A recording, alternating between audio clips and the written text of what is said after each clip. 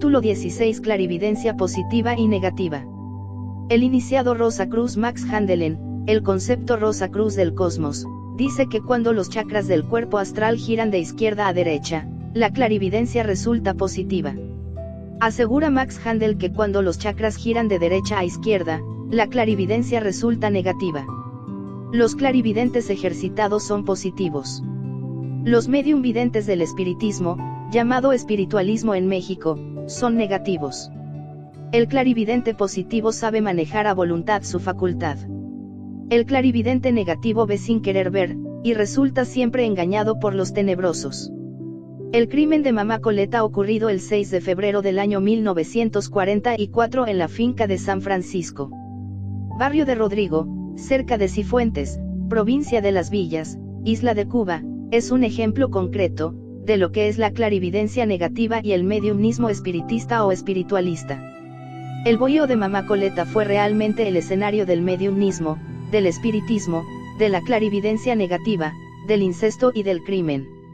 La medium Francisca, con su personalidad psicopática y nerviosa, fue realmente víctima de las entidades tenebrosas que pululan en el plano astral. Entonces ella asustada contagia con su miedo a su hermana Cándida. Las dos hermanas se refugian en la cama de su hermano Cándido, caen ambas en el delito del incesto. Hubo un doble incesto. Cándido había vivido con una concubina, y al ver el estado de nerviosidad de su hermana vidente, desconfió de la mujer con quien había vivido, supuso que la ex concubina le hubiese echado algún maleficio a la casa. La alarma llegó hasta el máximo cuando su hermanito menor le trajo un muñeco que dizque le había regalado la ex concubina. Entonces viene la segunda parte del drama que culminó en el crimen de Mamá Coleta.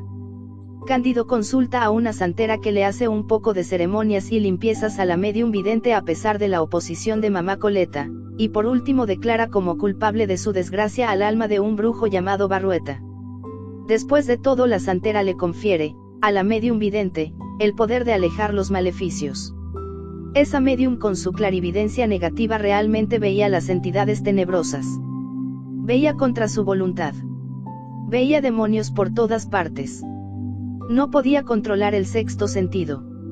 Cuando Mamá Coleta descubrió el incesto, la vidente negativa se defendió diciendo que ella no tenía relación carnal con su hermano, sino con el alma del brujo Barrueta que se metía en el cuerpo de aquel. Total, según ella no estaba cometiendo el delito del incesto. La noche de autos fue terrible, la medium parecía loca. Arrojó la comida que le preparaban creyéndola envenenada, rompía los muebles de la casa, arrojaba fuera la ropa de su familia, deliraba, gritaba, danzaba y veía al brujo Barrueta. Toda la familia se arrodilló con la cara hacia la pared y los brazos abiertos en cruz. Pronto vino la sugestión en masa y todos sus hermanos golpearon al padre de la familia porque dizque dentro de este se había metido el brujo Barrueta. Luego mataron a Mamá Coleta golpeándola horriblemente porque la vidente vio a los demonios metidos entre el cuerpo de la pobre vieja. La última víctima de la clarividencia negativa de la medium, fue un hermano de esta. La vidente vio a su hermano transformarse en el brujo Barrueta, y entonces le golpeó la cabeza con una gruesa piedra fracturándole los huesos del cráneo y haciéndole salir fuera pedazos de masa encefálica. Lo último que hizo la vidente fue montarse en un caballo y salir desnuda armada de un palo lanzando gritos por la calle para arrojar a los demonios. Instantes después la detuvo la policía y todo fue a terminar en la cárcel. Este es un caso concreto de lo que es la clarividencia negativa. La vidente tenía un déficit mental, acompañado de amnesia transitoria y visiones clarividentes absolutamente negativas, de carácter mediumnímico. Esta clase de videntes son por lo común oligofrénicos que exhiben la misma credulidad de un ser débil e irreflexivo. Estos videntes negativos caen en la sugestión compulsiva. Estos videntes negativos bajo la sugestión compulsiva o patológica llegan al horrible abismo de la delincuencia. Estos clarividentes negativos realmente ven formas que existen en el infraconsciente de la gran naturaleza. Ningún verdadero científico podría aceptar como infalibles las visiones de un clarividente negativo. Solo la clarividencia realmente positiva es infalible. Para desarrollar la clarividencia positiva se necesita una poderosa disciplina intelectual. Aquellos que quieran desarrollar la clarividencia positiva, necesitan practicar los ejercicios esotéricos y estudiar a los mejores autores de teosofía, rosacrucismo, yoguismo, psicología, etc., etc. El peor enemigo es la ignorancia. Nosotros recomendamos a los lectores la gran obra de la maestra Elena Petrenile-Once Blavatsky titulada La Doctrina Secreta. Recomendamos el Kundalini Yoga, de Sivanando, las obras del Dr. Arnoldo Krummeyer, las obras del Dr. Adorn, las obras del Dr. Rudolf Steiner, etc., etc. Solo con una gran cultura intelectual y una gran disciplina esotérica se logra la clarividencia positiva. La clarividencia verdaderamente positiva solo la logran las personas altamente cultas, sujetas a las más rigurosas disciplinas intelectuales. La intelección iluminada es el resultado de la clarividencia positiva. Capítulo 17. La conciencia. La clarividencia consciente solo la poseen aquellos que han logrado despertar en los mundos superiores. Durante las horas del sueño normal todos los seres humanos envueltos en su cuerpo astral viven en los mundos suprasensibles. La humanidad vive durante el sueño normal y después de la muerte en las regiones suprasensibles de la gran madre naturaleza. Desgraciadamente la gente anda en el ultra con la conciencia dormida. La clarividencia positiva solo la poseen aquellas almas que viven despiertas en los mundos suprasensibles. Realmente aquellos que poseen conciencia continua, sea que su cuerpo físico esté despierto o dormido, ellos siempre están en estado de vigilia, son clarividentes positivos, poseen conciencia continua. Toda auténtica investigación endotérica y esotérica, parte de ese estado de perfecta vigilancia. Es necesario que el soñador despierte en los mundos internos antes de convertirse en un investigador competente de los mundos superiores. Los médium del espiritismo o espiritualismo no sirven para investigar en los mundos superiores porque tienen dislocado el cuerpo mental. Los médium están realmente desequilibrados y toda investigación que intenten hacer en los mundos superiores resulta un fracaso. Los estados psicopáticos de los médium, la sugestión compulsiva y patológica a que están predispuestos, los paroxismos epileptoides durante el trance, y la obsesión psíquica, convierten los médium en individuos fantaseadores, anormales y mentalmente desequilibrados. Para investigar en los mundos superiores se necesita el pensamiento lógico y el concepto exacto. Toda visión verdaderamente positiva debe estar totalmente corroborada por los hechos concretos del mundo físico. La verdad no se aleja de la naturaleza humana. Si lo que consideramos verdad se aparta de la naturaleza humana, entonces no puede ser verdad. El clarividente, si no es un santo, por lo menos debe ser un perfecto caballero. Conocimos el caso de un clarividente paranoico que calumnió a una virtuosa madre de familia acusándola públicamente y señalándola como adúltera, hechicera, etc., etc. Esa pobre madre inocente y virtuosa fue encarnizada públicamente por el clarividente paranoico. Conocimos también el caso de un clarividente neurastenoide que calumnió y amenazó de muerte a un honrado y virtuoso ciudadano, señalándolo como hechicero y atribuyéndole diabólicos poderes. Conocimos a un clarividente esquizofrénico que reaccionó instantáneamente contra un honrado ciudadano acusándole de que le estaba quitando la mujer, dizque porque así lo había visto clarividentemente. Si ese clarividente hubiera sido un neurastenoide podía haber asesinado al caballero. Si hubiera sido un paranoico habría estudiado y planeado un asesinato bien hecho. Si hubiera sido un oligofrénico, hubiera matado a puñaladas o a bala al honrado caballero que jamás en su vida había pensado en quitarle la señora al clarividente. Si el clarividente hubiera elevado su queja ante los tribunales, los jueces lo habrían declarado libre de faltas, de méritos. Para sentenciar a alguien se necesita que se compruebe el cuerpo del delito y la responsabilidad del acusado. La mayor parte de los clarividentes podrían ser procesados por calumnia y difamación de honor, injurias y amenazas. Otro aspecto que hay que tener en cuenta es la justificación del cuerpo del delito.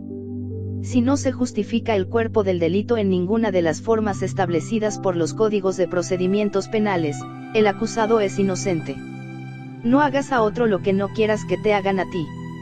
La verdad no se aleja de la naturaleza humana. Si lo que consideramos verdad se aparta de la naturaleza humana, entonces no es verdad. El Cristo dijo, no juzguéis, para que no seáis juzgados. Porque con el juicio con que juzgáis, seréis juzgados, y con la medida con que medís, os volverán a medir, Capítulo 7, Mateo. El clarividente debe ser rigurosamente analítico, altamente intelectual, y estrictamente científico. El peor enemigo del clarividente es la ignorancia. El clarividente debe aprender a ver en ausencia del yo, del mí mismo. Ver sin juzgar. Capítulo 18. El yo psicobiotipológico. La mente está embotellada en el yo. Toda reacción situacional de la mente es el resultado del yo psicobiotipológico. Toda percepción pasa de los sentidos a la mente. El yo traduce todas las informaciones recogidas por la mente, a su propio idioma de prejuicios, deseos, temores, recuerdos, preconceptos, malicia de cierto género, fanatismo, odio, envidia, celos, pasiones, etc., etc. El clarividente tiene siempre un mal secretario del cual necesita libertarse. Ese secretado es el yo, el mí mismo, el ego. El yo del clarividente atrapa todas las representaciones suprasensibles que llegan a la mente, y las interpreta de acuerdo con sus prejuicios, odios, celos, desconfianza, malicia de cierto género, pasiones, recuerdos, orgullo, soberbia, envidia, etc., etc. Las reacciones subsiguientes del clarividente vienen a ser el resultado de su propio yo psicobiotipológico.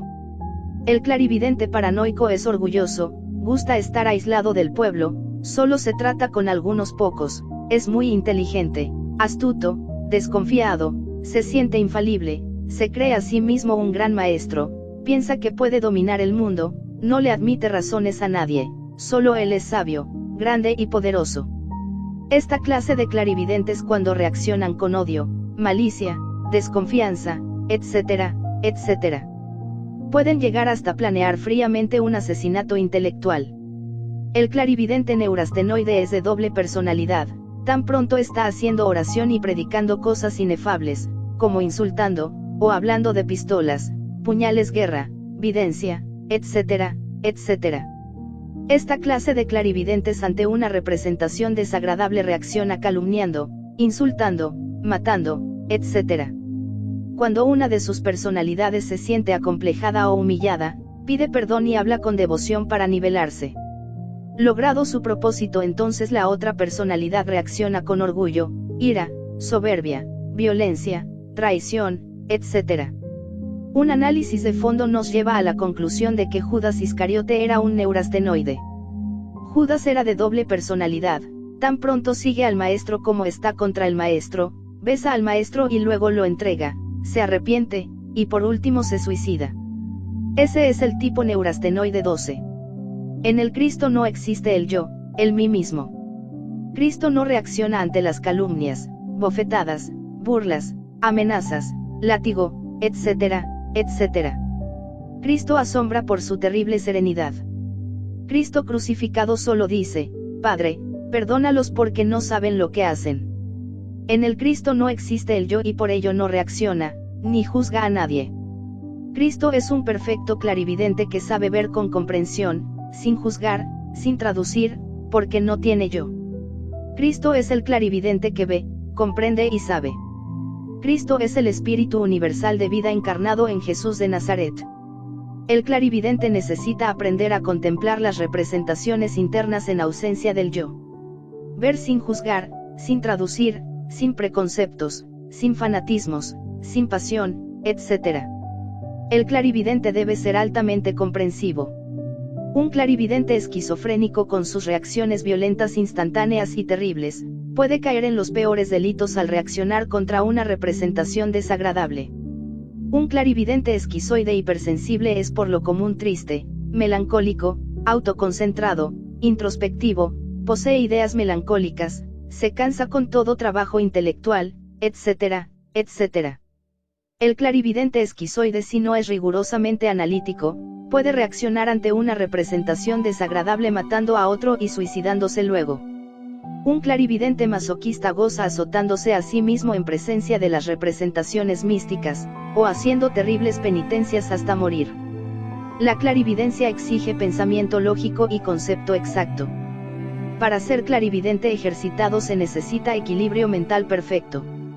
Un clarividente con algún trauma psíquico puede sufrir serios trastornos mentales y crear inconscientemente en el mundo mental imágenes fatales. Cuando el clarividente mentalmente trastornado